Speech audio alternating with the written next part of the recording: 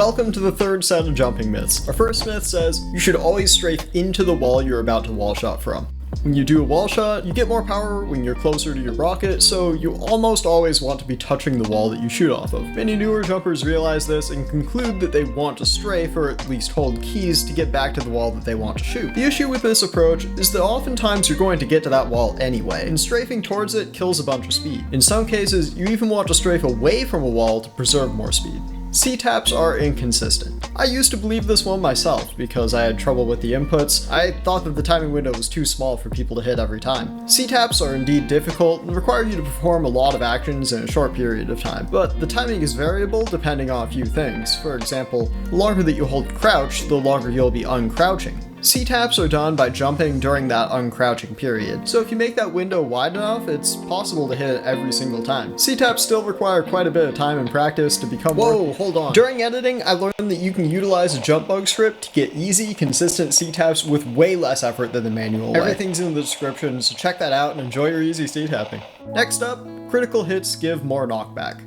You might wonder to yourself why jump servers have random crits removed. Also, critical hits do more damage to other players, and more damage does translate into more knockback, capped at a certain maximum. If you get hit by someone else's crit, you'll be knocked back way more from the extra damage, but crits don't deal extra self-damage, so there's no difference in knockback between a crit or any other rocket when it comes to jumping. Jump servers remove them just because it doesn't matter, and random effects that don't impact gameplay are generally distracting and annoying. Our fourth myth today, the terms b-hop, bunny hop, bounce hop, and jump bug are all synonyms.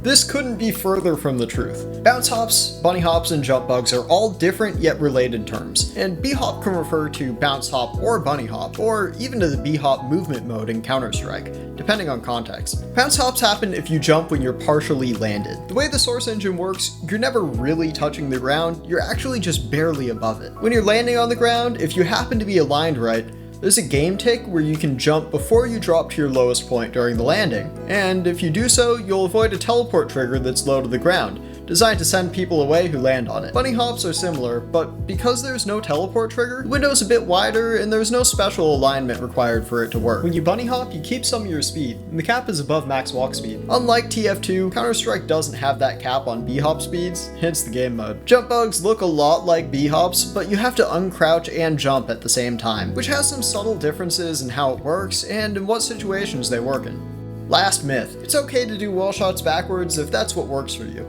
Of course you can enjoy the game however you want, but I'm talking about people who want to improve at jumping. If you're using this technique to do wall shots, you're reinforcing bad habits that really make it hard to improve later. Check out this jump from JA2's medium walls. Every wall shot should be done facing forwards, so if you're trying to strafe backwards, you'll have to estimate where you need to be and then turn around and flick when it's time to shoot. Proper technique replaces this lazy aim with the more precise one, tuned for the conditions of the jump.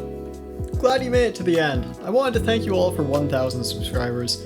It's small on the grand YouTube scale, but it's way more than I could have hoped for.